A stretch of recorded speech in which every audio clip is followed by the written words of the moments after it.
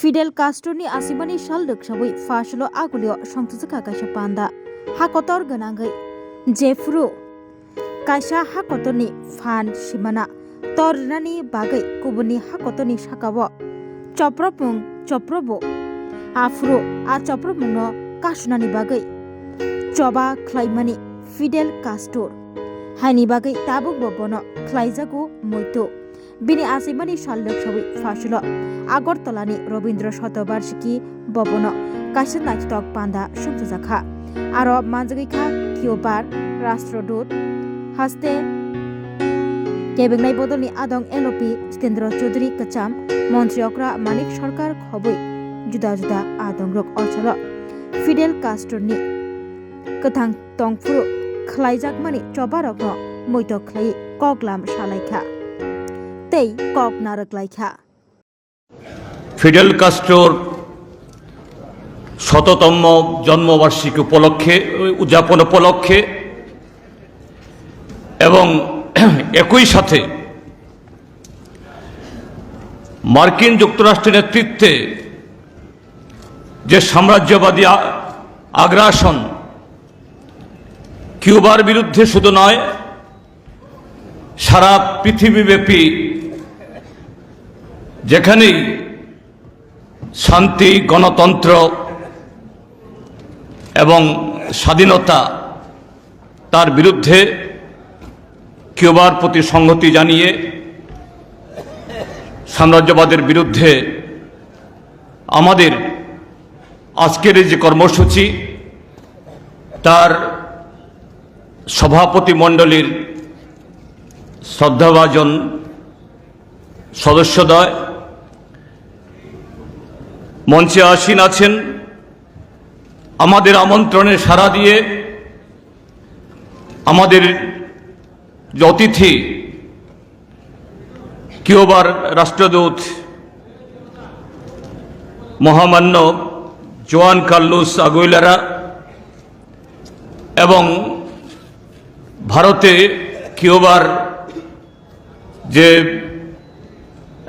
Embassy সেখানকার প্রথম সচিব এবং রাষ্ট্রদূত মহোদয়ের পত্নী মহোদয়া এবং মঞ্চে আসীন গণতান্ত্রিক আন্দোলনের সমস্ত যে নেতৃত্বগণ এবং আজকের এই আমাদের কর্মসূচিকে সফল করার জন্য আপনারা যারা এসছেন শুধু আগরতলা শহর থেকে নয় তার বাইরে থেকে অনেকে এসছেন গণতান্ত্রিক আন্দোলনের কর্মী সমাজকর্মী সামাজিক সাংস্কৃতিক এবং বিভিন্ন অংশের যারা মানুষ আমি আপনাদের সকলকে আমাদের রাজ্যের গণতান্ত্রিক আন্দোলনের তরফ থেকে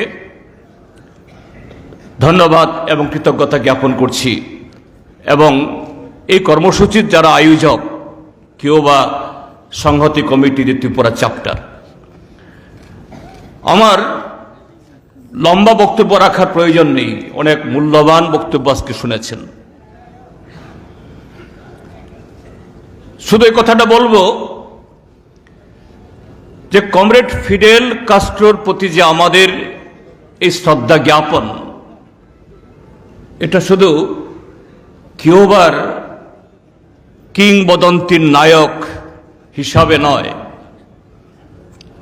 কিউবা বিপ্লবের এবং কিউবার সমাজতান্ত্রিক ব্যবস্থা গঠন করার আমৃত্যু যিনি তার সমস্ত কিছু যিনি সেখানে বিলিয়ে গেছেন শুধু তার প্রতি শ্রদ্ধার গর্ব নয় সারা পৃথিবীর মানব জাতিকে কিউবা এবং কিউবার বাইরেও যিনি গত প্রায় 7 দশক ধরে পথ দেখিয়ে গেছেন উৎসাহিত করেছেন এবং তার এই বর্ণময় জীবনের দ্বারা আগামী বহু বছর এই পৃথিবীর মানব জাতিকে যেখানে শোষণ যেখানে অত্যাচার যেখানে বৈষম্য সেখানেই ফিডেল হয়ে থাকবেন মানবতার একজন প্রতীক, তার প্রতি শ্রদ্ধা জ্ঞাপনের জন্য আয়োজন। তার সাথে যে মার্কিন যুক্তরাষ্ট্র শুনেছেন, আমার বলার নতুন করে দরকার নেই কি ধরনের মানবতার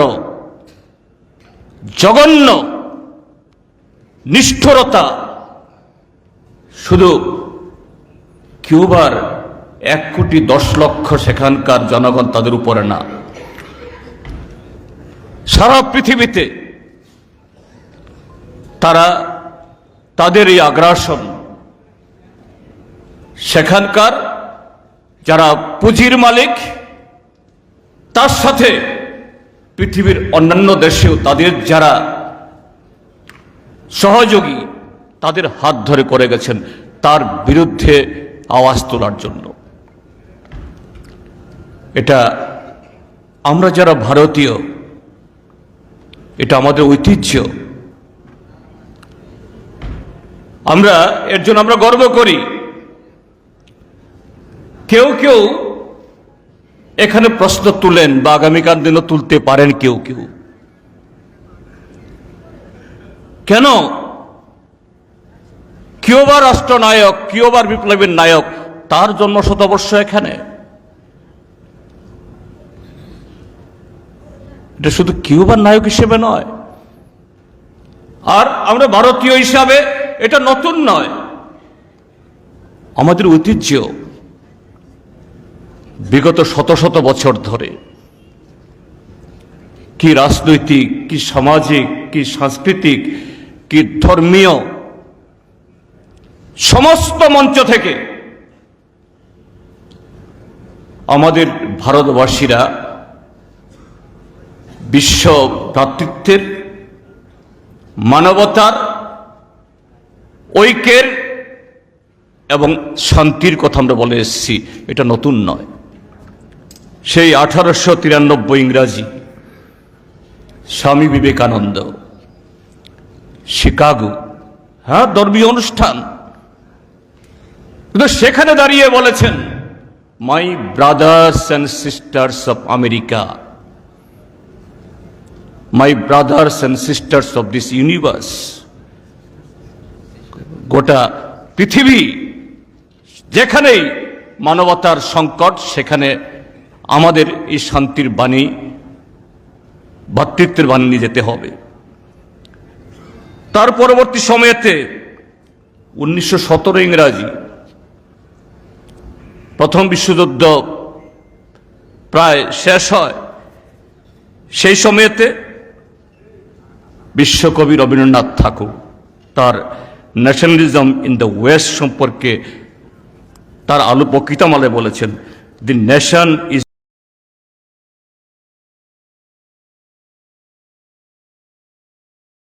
trip to Tripura, a very beautiful state. In these 2 days we have been here, we have felt in Cuba because of the weather, because of the green environment, but mainly because of the friendly people of Tripura. আমি শুভ অপরাধ, আমি আমার বক্তব্য শুরু করতে চাই CPIM Tripura এবং এই রাজ্যের জনগণকে আন্তরিক ধন্যবাদ জানিয়ে এখানে আমাদের আমন্ত্রণ জানানোর জন্য। গত 2 দিন ধরে আমরা এখানে রয়েছি। আমাদের মনে হচ্ছে আমরা কিউবাতেই আছি, তার কারণ এখানকার পরিবেশ, এখানকার মানুষের আত্মীয়তা এবং আন্তরিকতা। We are very grateful to be here celebrating the birth centenary of the historic leader of the Cuban Revolution, Commander-in-Chief Fidel Castro Ruz. আমরা এখানে উপস্থিত হয়েছি কিউবা বিপ্লবের কিংবদন্তি নেতা কমান্ডার-ইন-চিফ ফিদেল কাস্ট্রো রুজের জন্ম শতবর্ষ উদযাপন উপলক্ষে। Well, I would like to take some minutes in order to explain the current situation in Cuba, what we are facing, what we are doing, and how we see the future. আমি আপনাদের সামনে এই মুহূর্তে কিউবার পরিস্থিতি, আমরা কি পরিস্থিতির মুখোমুখি হয়েছি তা সংক্ষেপে তুলে ধরতে চাইছি। The historic challenge of Cuba a small island in the Caribbean Sea, located 90 miles from the US, always has been to be independent or to be a colony, first for Spain and then from the US. Caribbean সাগরে মার্কিন যুক্তরাষ্ট্র থেকে মাত্র 90 mile দূরে অবস্থিত ছোট্ট দ্বীপ কিউবার জন্য সবসময় সবচেয়ে বড় চ্যালেঞ্জ ছিল স্বাধীন থাকা অথবা উপনিবেশে পরিণত হওয়া, প্রথমে স্পেনের এবং পরবর্তী সময়ে মার্কিন যুক্তরাষ্ট্রের। In 1898, in the 19th century, after 30 years organizing the war for independence and fighting the Spaniard army, and when we were almost to reach the independence, defeating the Spaniard army, the US made an invasion, a military invasion to Cuba, and they occupied Cuba for 5 years. 1898 সালে স্পেনের বিরুদ্ধে 30 বছর ধরে দীর্ঘ স্বাধীনতা যুদ্ধের পর আমরা কিউবার মানুষ যখন স্বাধীনতা অর্জনের দোরগোড়ায়, তখন মার্কিন যুক্তরাষ্ট্র কিউবায় সামরিক আক্রমণ চালায় এবং আমাদের তাদের অধীনে পরিণত করে 5 বছরের জন্য।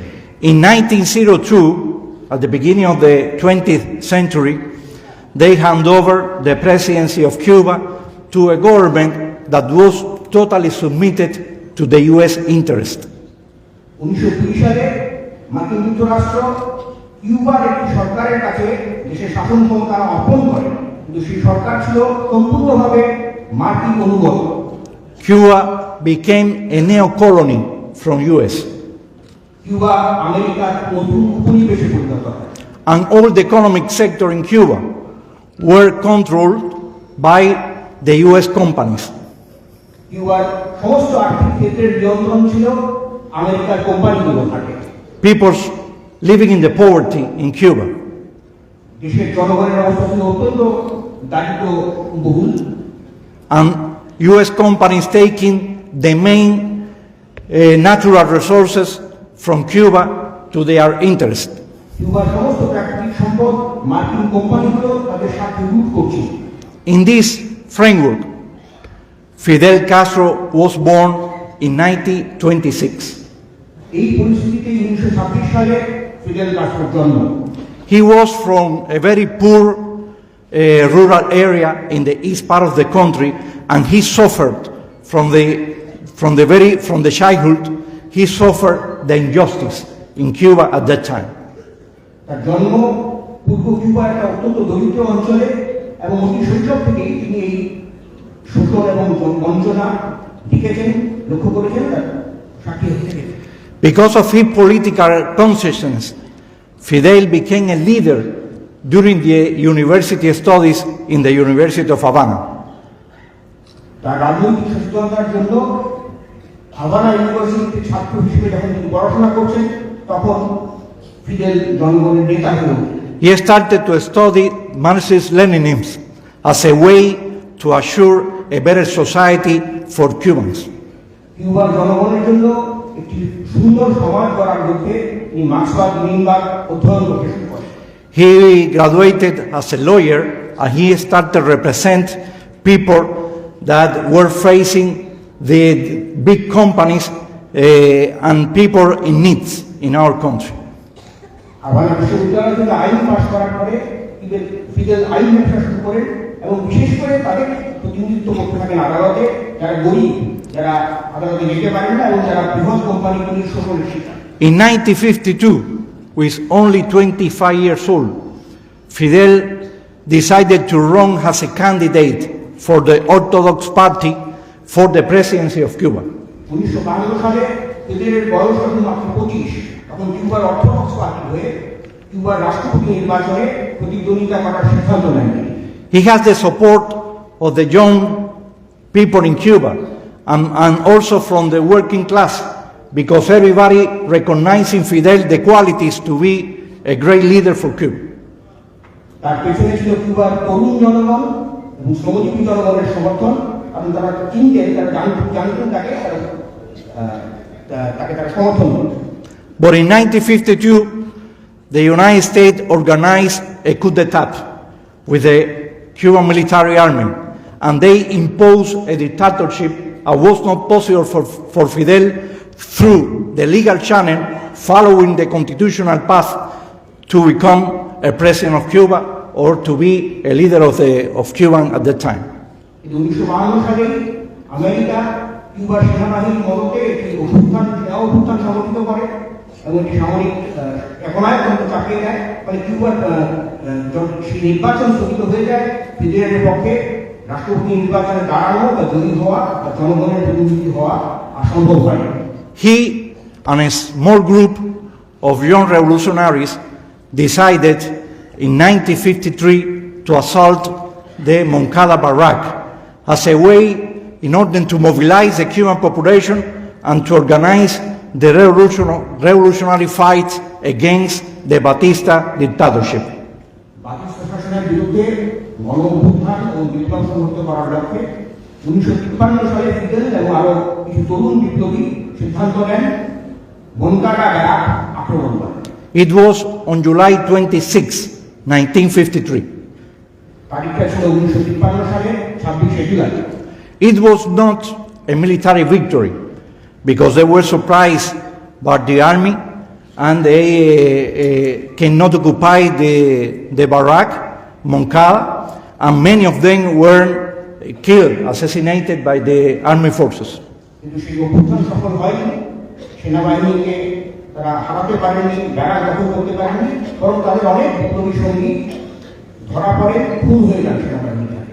But was a clear message to the Cuban society that in the year that Cuba were celebrating the birth centenary of Jose Marti, the national hero, this generation didn't allow Marti to die without following his same path to defeat the neocolonial system and imperialist system.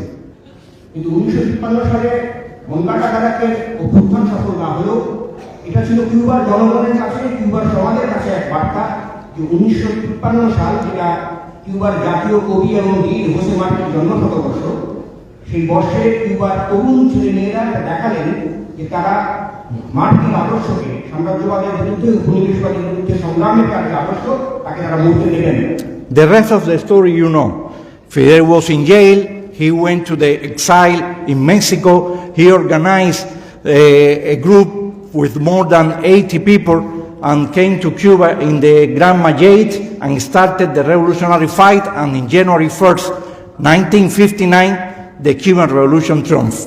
এর পরের ঘটনা আপনারা জানেন, ফিদেলকে জেলে পাঠানো হলো, Fidel jail থেকে মুক্তি পেলেন, তিনি দেশের বাইরে চলে গেলেন, বিপ্লবীদের সংগঠিত করলেন এবং 80 জনের মতো বিপ্লবীকে নিয়ে গ্রাম্মা নামে একটা নৌকায় চেপে কিউবায় ফিরে এলেন এবং 1959 সালের 1 জানুয়ারি শেষ পর্যন্ত কিউবার বিপ্লব বিজয়ী হল।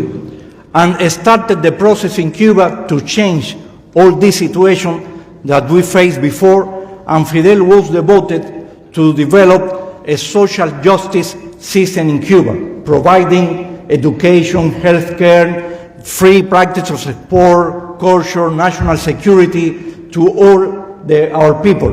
There were free and universal services to all.